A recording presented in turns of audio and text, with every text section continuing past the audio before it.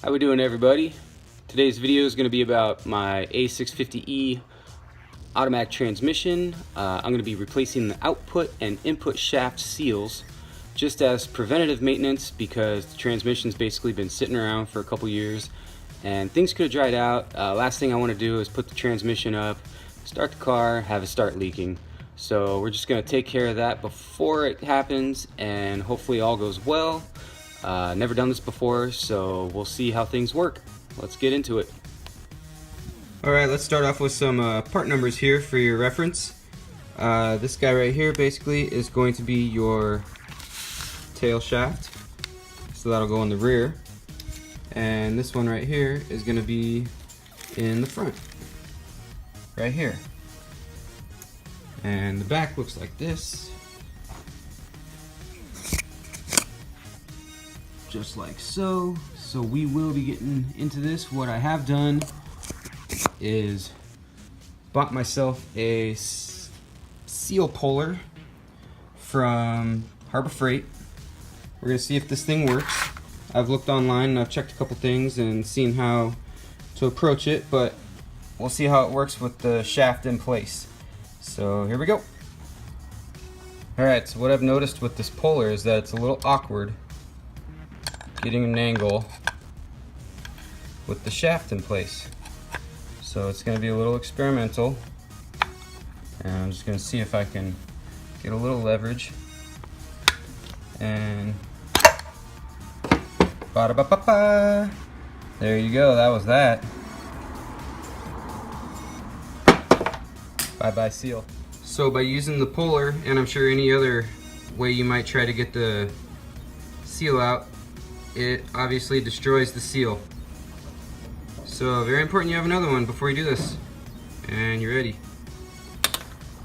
Okay, so what I've done is I've taken a little residual fluid that's in here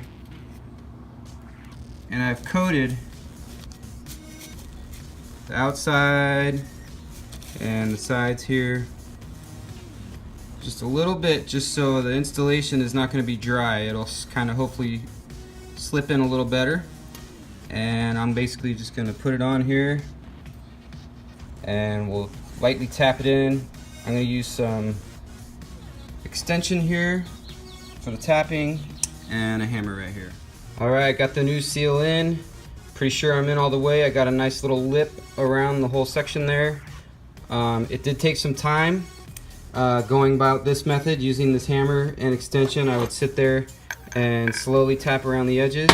Sometimes it would pop out. That actually happened maybe about 3 or 4 times, and then you just got to be really slow, and patient is the key to this, and it will eventually go in and it will eventually bottom out and you'll be good to go. Alright, on to the rear. Alright, so kind of same scenario with the rear. Had to kind of finagle this puller to get into a good place, and I'm just going to try and pull it out here. It might be a little more difficult, so I'm going to put the camera down and see what Alright, well that seal was a pain in the ass and is definitely a casualty of war. Super hard getting this one out for whatever reason. It just didn't want to budge, and in the process I ended up scoring a little bit of the inside here. However, I'm just going to get a little RTV and put it on the seal right around this area and all will be good. Okay, I got my RTV dabbed in there in the places that got a little screwed up, and I got my seal right here. I'm gonna go ahead and slide her in, and from here I'm gonna put the camera down and tap her in. So let this be a lesson.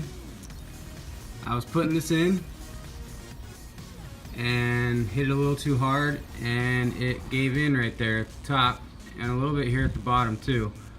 So this seal's probably no good. I'm gonna have to pull it out and start over with a new seal.